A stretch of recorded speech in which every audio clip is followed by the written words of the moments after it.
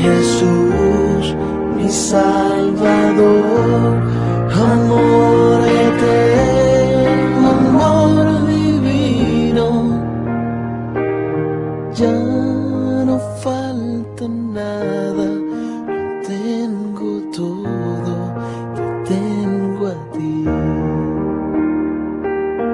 Ya no falta nada, lo tengo todo, te tengo a ti.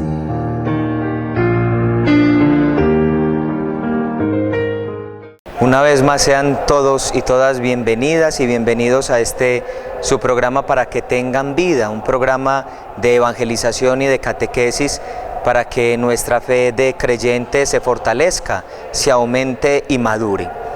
El domingo pasado celebramos la solemnidad de Corpus Christi, el cuerpo y la sangre de Cristo, y lo celebramos precisamente para que todos cayéramos en cuenta del valor de la Eucaristía, para que aprendiéramos una vez más a valorar el sentido de este sacramento de la Iglesia Católica, valorando y estimando sumamente el cuerpo presente en el pan y el vino presente, la sangre presente en el vino, cuerpo y sangre que se nos dan para la vida del mundo. El domingo teníamos la oportunidad de hacer una reflexión seria sobre el sacramento de la Eucaristía. Vamos a aprovechar este programa para conocer un poco las partes de la Eucaristía y para que nos vayamos asumiendo seriamente a la hora de venir a la Eucaristía qué celebramos y cómo debemos celebrar. Sabemos que a veces le escuchamos decir a muchas personas que la Eucaristía puede ser algo rutinario o que asisten únicamente por costumbre, pero vamos a aprovechar este breve espacio de programa para que nos adentremos en el misterio de la Eucaristía como el sacramento por excelencia de la Iglesia Católica. En un primer momento, la Eucaristía inicia con la procesión inicial. El sacerdote que sale de la sacristía revestido y que está representando al pueblo peregrino por el desierto hasta la tierra prometida. Cuando llega al altar, pues hace su genuflexión adorando a Jesús Eucaristía y luego da un beso al altar, que es el lugar del sacrificio.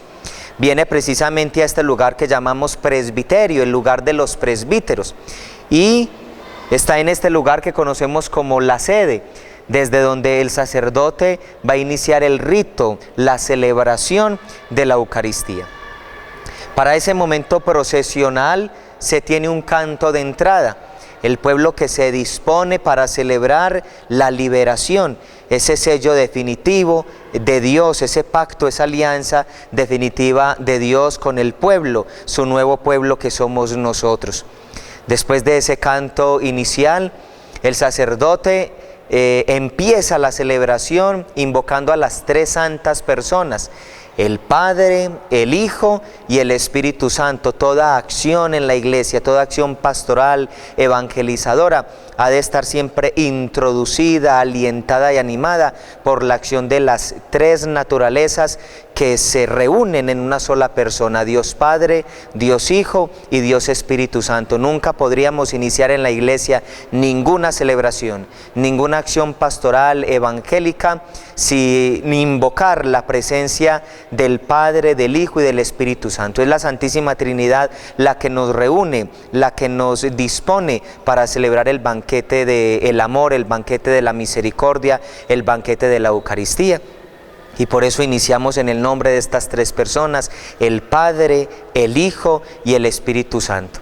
En ese momento toda la asamblea, justo cuando el sacerdote sale de la sacristía, debe estar de pie.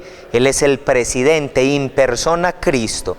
Él está encarnando a Jesucristo, que es el sumo y eterno sacerdote. En la Eucaristía Él se transfigura en Cristo y por eso la asamblea toda se coloca de pie.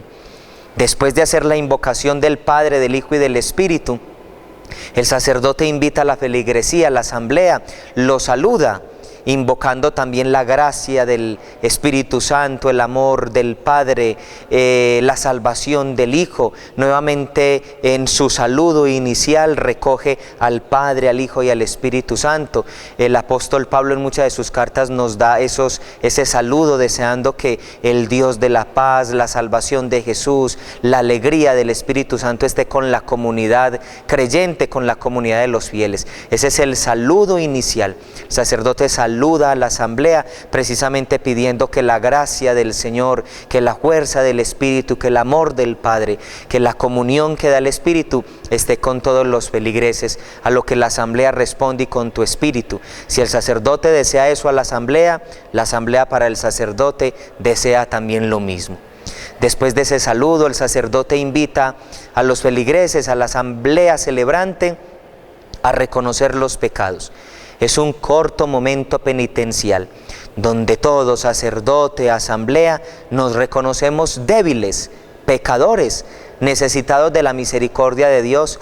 Es un momento penitencial, donde todos nos abandonamos al amor poderoso de Dios, que tiene el poder de perdonarnos nuestros pecados.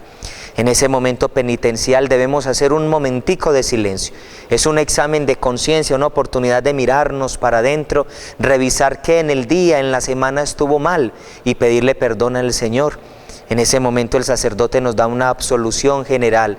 Nos dice que Dios es tan grande, tan poderoso, que nos ofrece su perdón.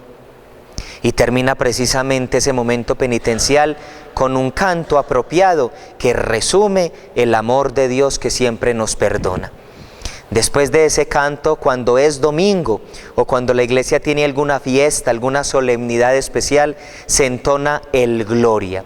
Es el himno por excelencia de los católicos, donde reconocen la grandeza de Dios, que nos dio a su Hijo Jesucristo por amor. Ambos nos dan el Espíritu Santo en la iglesia para la salvación del género humano.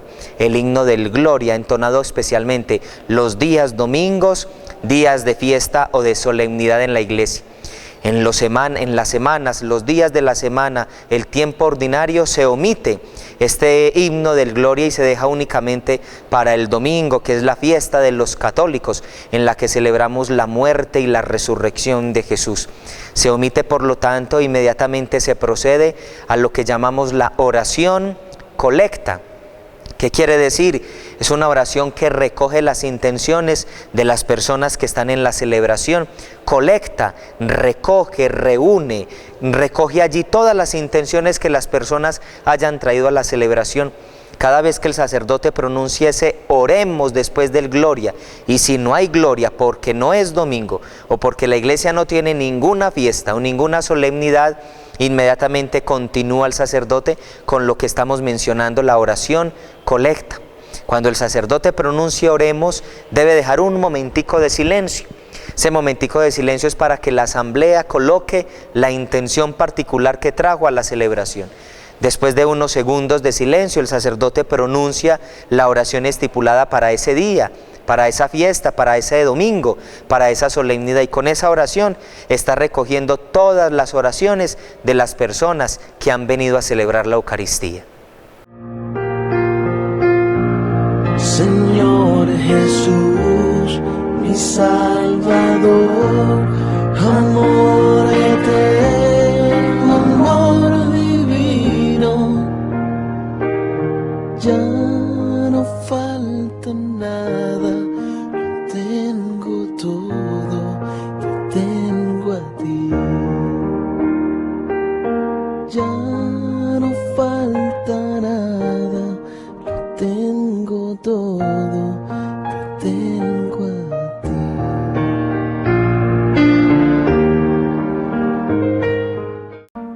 Se busca. Su nombre, Jesús de Nazaret. Edad, 33 años. Origen judío, profesión, carpintero. Se le acusa de predicar la verdad, de llamarse hijo de Dios y de enseñar a amar al prójimo como a sí mismo. Recompensa, salvación y vida eterna. Si lo encuentras, sigue sus pasos.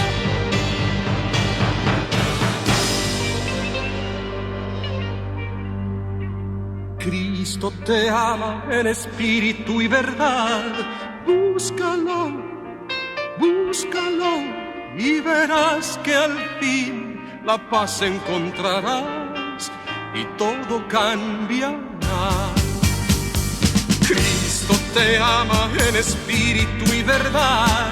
Búscalo, búscalo y verás que al fin la paz encontrarás y todo cambiará. La gente no sabe a dónde va. Guíales, mi Señor. Muéstrales el camino, la verdad y el amor. Escucha aquel que clama su perdón.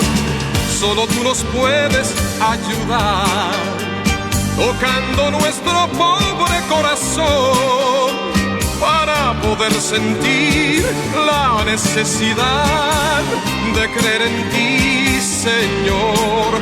Oh, oh, oh, oh. Cristo te ama en espíritu y verdad. Búscalo, búscalo y verás que al fin la paz encontrarás y todo cambiará. Cristo te ama en espíritu y verdad. Búscalo, búscalo y verás que al fin la paz encontrarás y todo cambiará. La gente no sabe a dónde va. Guíales, mi Señor. Muéstrales el camino, la verdad y el amor. Escucha aquel que clama su perdón. Oh, oh, oh, oh. Cristo te ama en espíritu y verdad. Búscalo, búscalo y verás que al fin la paz encontrarás y todo cambiará. Cristo te ama en espíritu y verdad. Búscalo, búscalo y verás que al fin la paz encontrarás y todo cambiará.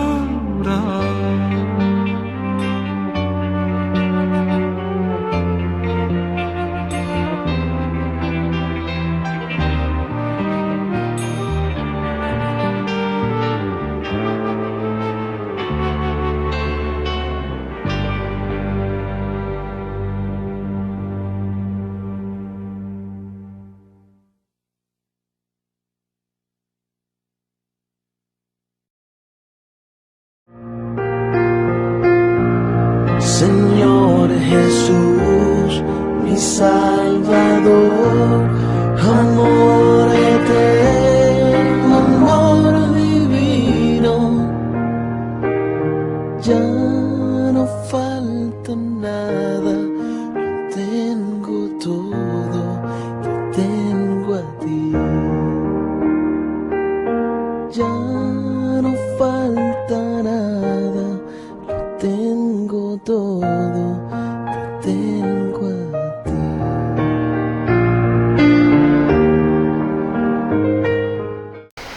Culminada la oración colecta, nos disponemos a escuchar la palabra de Dios, el banquete de la palabra que se nos sirve para que con oído atento y un corazón palpitante podamos escuchar las enseñanzas del Señor, toda la historia de la salvación, historia que el Señor va tejiendo con nosotros, su nuevo pueblo. Hasta ese momento todos permanecen de pies. Cuando nos disponemos a escuchar la palabra, el sacerdote se sienta en la sede y la asamblea también se sienta a escuchar con mucha atención la palabra de Dios. Es un momento de escucha, es un momento de silencio, es un momento para rumiar la palabra de Dios, para dejar que la palabra de Dios que se lee en ese día, en ese domingo, en esa celebración, en la fiesta o solemnidad que tenga la iglesia, pueda golpear nuestro corazón y decirnos algo a la vida. No podemos creer que los pasajes bíblicos son un episodio del pasado, una escena que ya pasó y que nada tiene que decirnos a la vida. La palabra de Dios toma actualidad en el presente y la actualizamos precisamente para que el Señor siga instruyendo y mejorando nuestra manera de vivir. Siempre la primera lectura que se proclama está tomada del Antiguo Testamento. Esa respuesta, le damos una respuesta a la primera con el Salmo.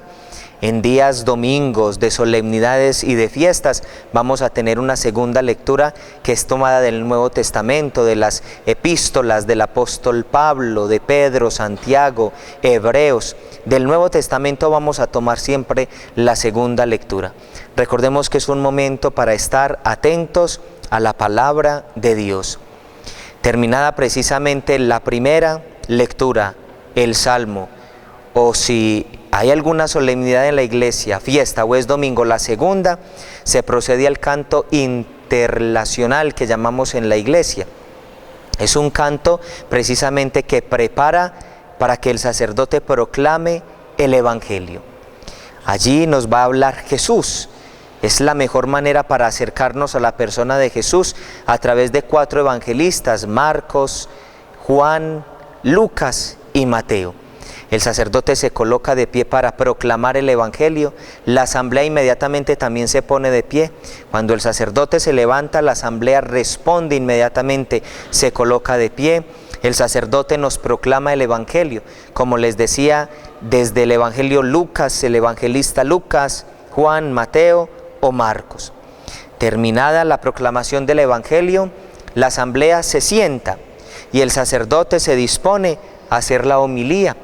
Esa homilía puede hacerla desde el ambón, que es el otro altar. Aquí en el presbiterio tenemos 2 altares, el altar principal, el altar del sacrificio eucarístico y el altar del ambón, desde donde se proclama la palabra de Dios. Inmediatamente después el sacerdote va a hacer la homilía, la actualización de la palabra.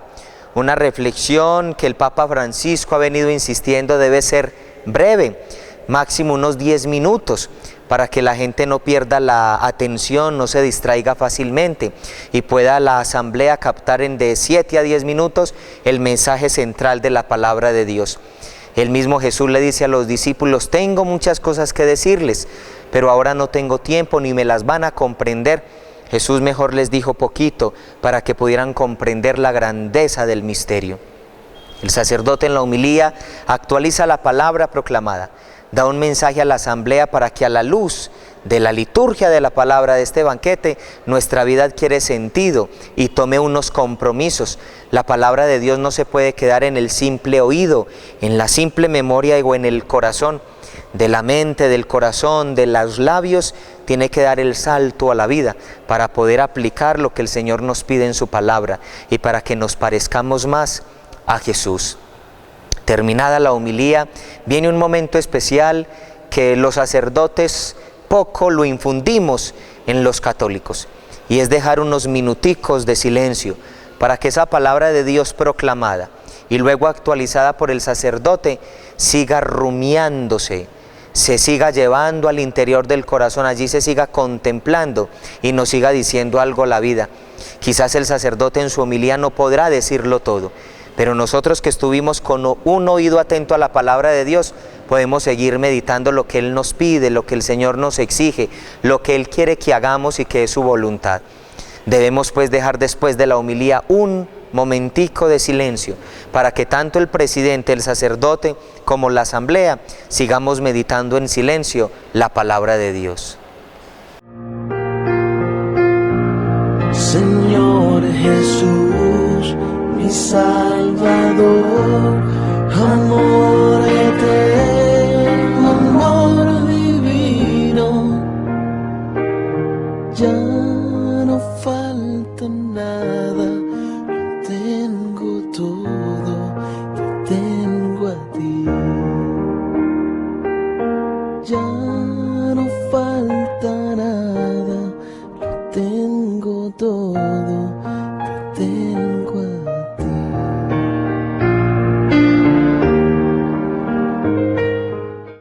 Terminada la homilía con un momento de silencio para seguir rumiando la palabra de Dios, el sacerdote se dispone para ofrecer el sacrificio. La Eucaristía precisamente es el sacrificio de Jesús en la cruz. El pueblo de Israel, el pueblo judío, había celebrado en un pacto, en un rito también el sacrificio de animales con el que formalizaba esa alianza que Dios había hecho con el pueblo de Israel. Le había entregado a Moisés el decálogo para que el pueblo de Israel, viviéndolos y asumiéndolos, se convirtiera en el pueblo de la alianza.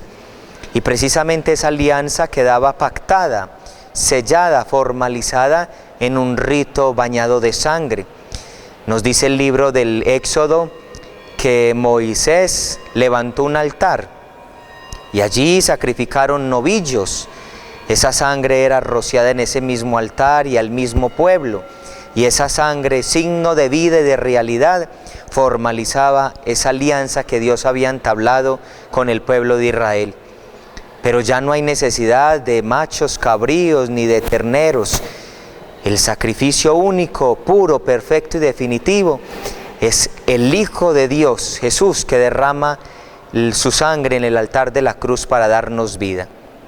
Llega el momento pues en la liturgia de la Eucaristía, el momento del ofertorio, en que se presenta el pan y el vino.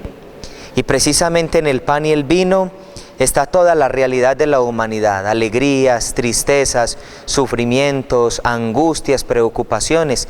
Todo eso se recoge en el altar, el pan y el vino, para que se transformen en el cuerpo y en la sangre del Señor, que nos nutren, nos da vida y nos abre el cielo y la eternidad. Cuando el sacerdote presenta el pan y el vino, debe haber un momento, un canto apropiado, que hable del pan, el vino, de los esfuerzos, de los trabajos, de los granos, de las uvas recogidas, trituradas. Y después de eso, el sacerdote va a invitar a la asamblea a colocarse de pie para el momento especial del sacrificio. Tenemos una segunda oración. La primera fue la oración colecta, recogimos las oraciones de la asamblea. Esta segunda oración es oración sobre las ofrendas, es decir, sobre el pan y el vino que se presentan al Señor y que son fruto precisamente del trabajo y del esfuerzo de hombres y de mujeres. Terminada esa oración sobre las ofrendas, el sacerdote introduce el prefacio. Conocemos como el prefacio.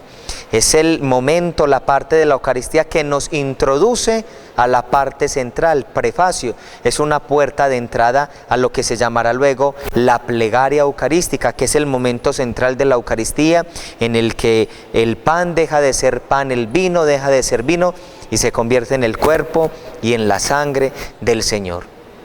Ese prefacio culmina entonando el santo, un himno donde se le reconoce a Dios que es santo y que Él es el santo entre los santos, que es poderoso, que es maravilloso, que está con nosotros, que camina con nosotros y que esa santidad la reconocen en el cielo los ángeles, los santos, los serafines, los querubines, que se unen, ese coro celestial se une a este coro de la tierra para reconocer la santidad y la grandeza del Señor.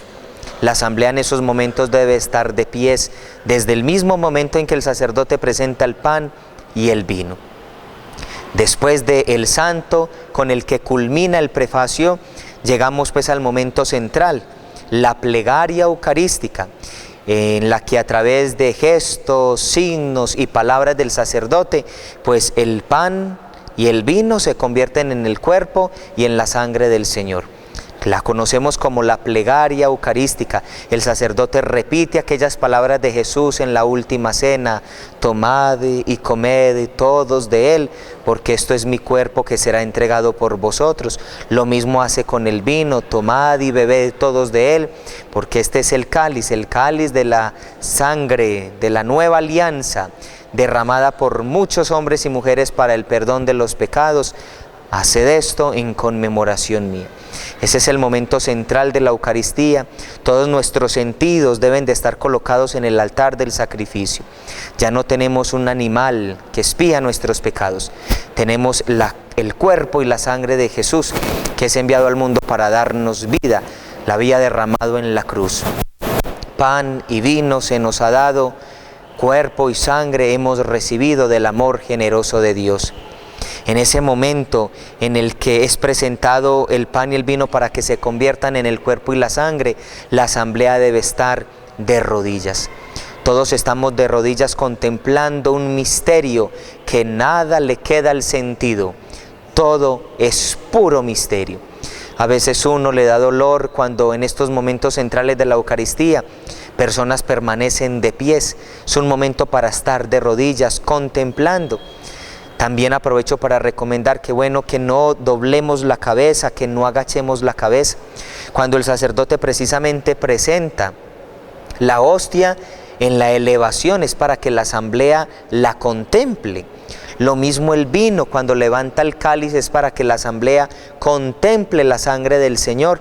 Hay personas que por piedad y devoción mejor se inclinan todo el tiempo y durante el momento de la transformación del pan y el vino permanecen inclinadas, agachadas la cabeza. Y muy bueno también que estemos arrodillados, pero que contemplemos con los ojos la hostia y el vino. A Él debemos contemplar. Nuestros ojos han de estar puestos en el pan y en el vino, en el cuerpo y la sangre del Señor que nos alimentan y es la grandeza más grande que podemos tener. Cuando el pan y el vino se convierten ya en el cuerpo y en la sangre del Señor, se continúa con la plegaria eucarística. Finalizada la plegaria eucarística, entonamos juntos el Padre Nuestro, la oración que nos identifica a todos los hijos de Dios. Reconocemos a Dios como papá. Esa oración nos la enseñó el mismo Jesús, bíblica por excelencia. Allí la encontramos en el Evangelio cuando Jesús enseña a orar a los discípulos. Y como comunidad de fe congregada y reunida, nos ponemos en sintonía, nos comunicamos con Dios y lo llamamos Abba, que significa papá. Después de la oración del Padre Nuestro, el sacerdote suplica por la paz en nuestros corazones, la paz en nuestro interior y en nuestro exterior. Y precisamente en ese deseo de paz, porque el mismo Jesús nos deja la paz, el sacerdote invita para que la asamblea toda se dé fraternalmente la paz, se salude con la paz, se desee la paz. Y en ese momento los fieles, sin hacer de ese espacio un momento de recocha y de distracción, con prudencia, con cuidado, con respeto y con delicadeza, se acerca a las personas más cercas que tengan la banca para desearles la paz esté contigo, a lo que respondemos y con tu espíritu. Es un deseo mutuo, la paz se construye cuando abro mi corazón y cuando el otro recibe también mi deseo y está dispuesto a dar y a sembrar la paz. Después del momento de la paz, el sacerdote tomará la hostia y el vino y nos presentará a el Cordero de Dios. Ya el cuerpo de Jesús, la sangre de Jesús, es el Cordero que quita tu pecado, que quita mi pecado, que nos limpia de todos los pecados y que nos da la vida eterna. E invita precisamente a la asamblea a comulgar. Obviamente comulgan las personas que se sienten dignas del sacramento. Nunca seremos dignos, pero que al menos hemos recurrido a la confesión, nos han dado el ministro, el sacerdote, la absolución de nuestros pecados y podemos recibirlo. Aquí yo sigo haciendo un llamado de atención que lo hacía precisamente en las Eucaristías del domingo. Si comulgamos, debemos quedarnos luego en silencio. El amor necesita silencio. Si queremos hablar con el Señor, nos impide el ruido ensordecedor de afuera y que muchas veces está dentro de nosotros y aquí en el mismo templo. Si vamos a comulgar, después nos retiramos a hacer silencio. Los que no pudieron comulgar y permanecen en las bancas, qué bueno que también permanezcan en silencio, porque si de pronto resultamos hablando, distraemos, entorpecemos el silencio que quiere tener aquella persona que ha comulgado o que ha permanecido en la banca. Eso no se les olvide, el amor necesita silencio. No podemos hablar de un montón de cosas después de recibir a Jesús. Después de recibirlo, solo nos queda espacio al silencio y a la contemplación. Es bueno intimar con Jesús. Para intimar y dialogar con Él requerimos silencio. Cuando el sacerdote termina de distribuir la comunión, viene el tercer momento importante de silencio. Hemos dicho que hay un momento de silencio en el momento penitencial, cuando nos reconocemos pecadores. Viene un segundo momento después de la homilía, en la que el sacerdote actualiza la palabra de Dios, se dirige a la comunidad de los fieles. Y un tercer y último momento es después de recibir a Jesús sacramentado, Jesús sacrificado, Jesús triturado por tus pecados y por mis pecados. Me queda sino el silencio para hablar, para dialogar, para conversar con Jesús. Qué bueno que de verdad nos comprometiéramos para que a la hora de venir a la Eucaristía vengamos dispuestos a celebrar este banquete del amor. La Eucaristía es eso, un amor que llegó a la meta, un amor que cumplió el objetivo. Jesús llegó a la meta del amor entregándose, donándose, sacrificándose para que todos nosotros tuviéramos vida. Señor Jesús, mi Salvador, amor eterno, amor divino, ya no falta nada, lo tengo todo, te tengo a ti. Ya no falta nada, lo tengo todo, te tengo a ti.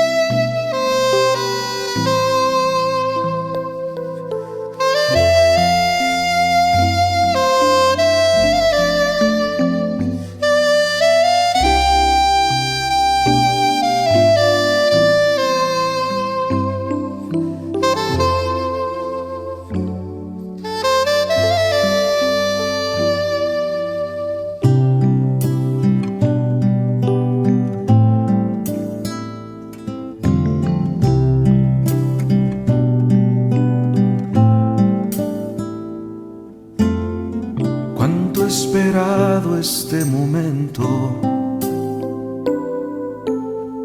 cuánto he esperado que estuvieras así, cuánto he esperado que me hablaras, cuánto he esperado que vinieras a mí. Yo sé bien lo que has vivido, sé también por qué has llorado. Yo sé bien lo que has sufrido, pues de tu lado no me he ido. Pues nadie te ama como yo, pues nadie te ama como yo. Mira la cruz, esa es mi más grande prueba. Nadie te ama como yo, pues nadie te ama como yo, pues nadie te ama como yo.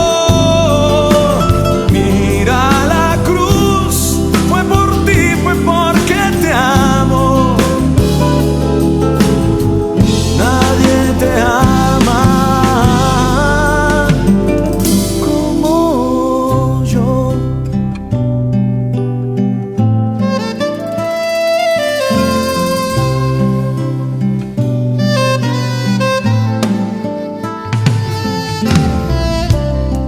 Yo sé bien lo que me dices, aunque a veces no me hables.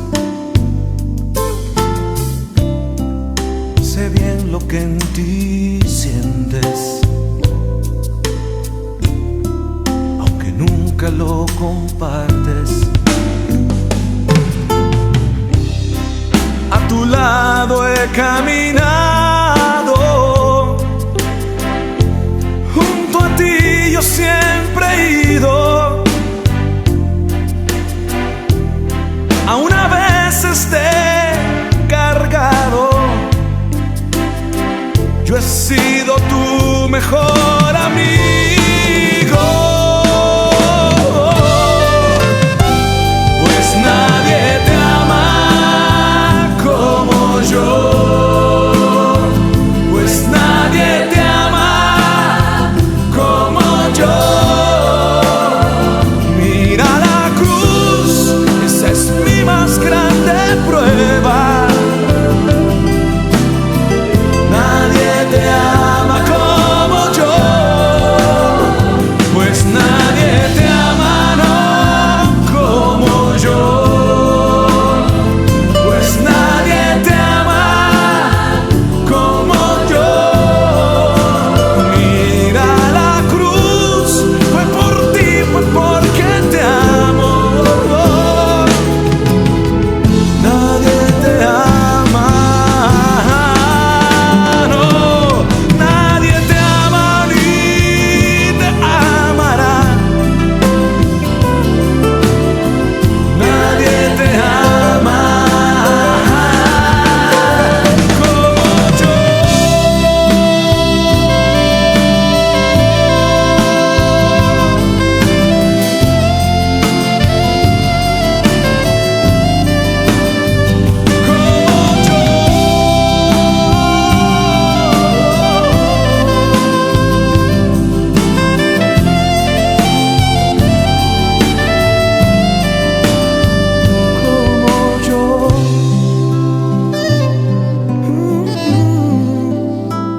Como yo,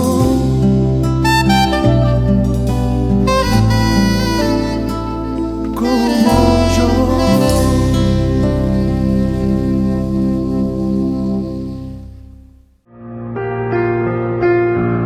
Señor Jesús, mi Salvador, amor eterno, amor divino, ya no falta nada, lo tengo todo, te tengo a ti. Ya no falta nada, lo tengo todo, te tengo a ti.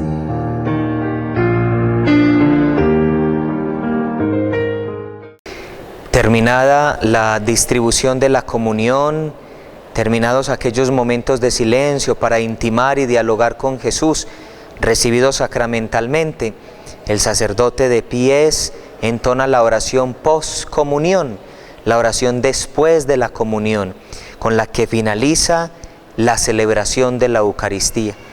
Después de entonar esta última oración de la Eucaristía, 3 hemos mencionado: la oración colecta, la primera, la oración sobre las ofrendas y la oración postcomunión, después de la comunión, con la que culmina y agradece haber recibido el banquete de la Eucaristía. Despide entonces a los fieles, los encomienda al Señor, puede inclusive mencionar a la Virgen María para que su protección, su auxilio, pues nos acompañe, y se dispone a dar la bendición. Así como empezamos en el nombre del Padre, del Hijo y del Espíritu Santo, así terminamos la Eucaristía. Pueden ir en paz, es la última recomendación que hace el sacerdote.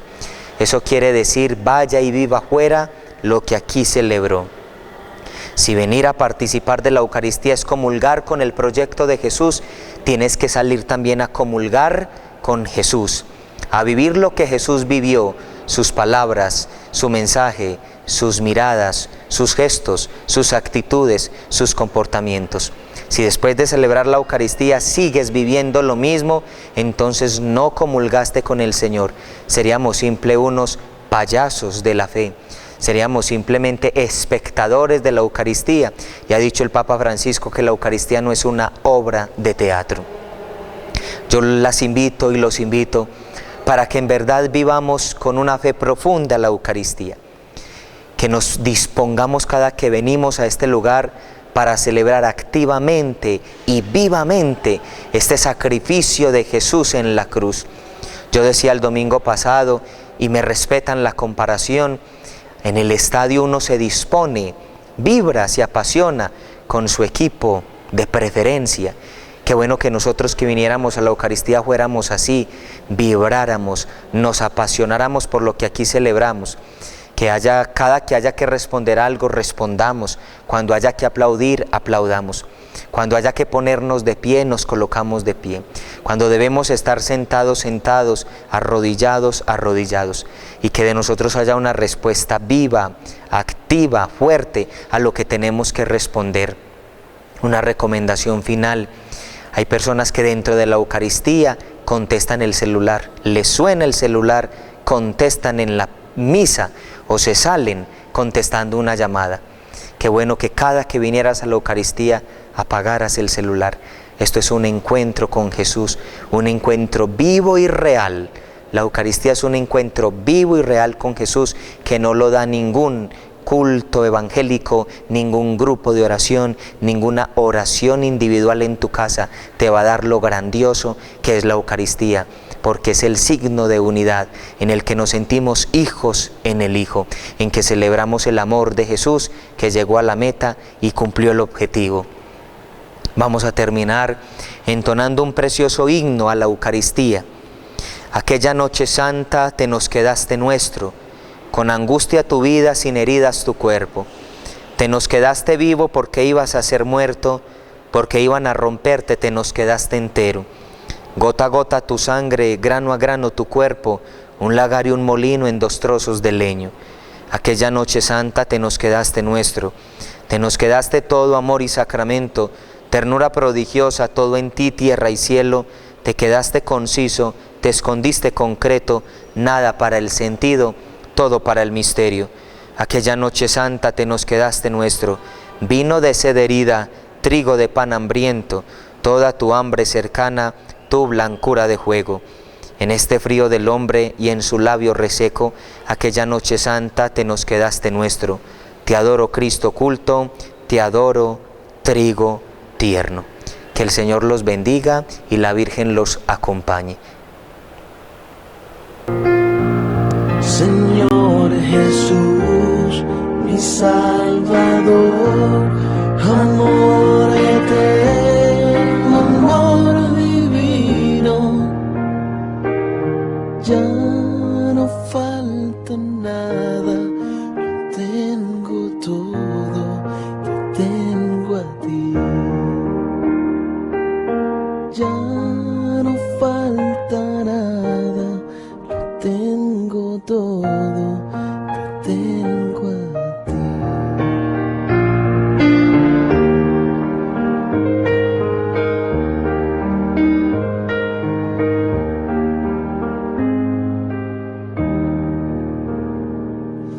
Dueño y rey del universo, ¿cómo puede ser posible que busques mi amor? Tú tan grande y yo pequeño y te fijas en mí, ¿cómo no te voy a adorar? De rodillas yo te pido que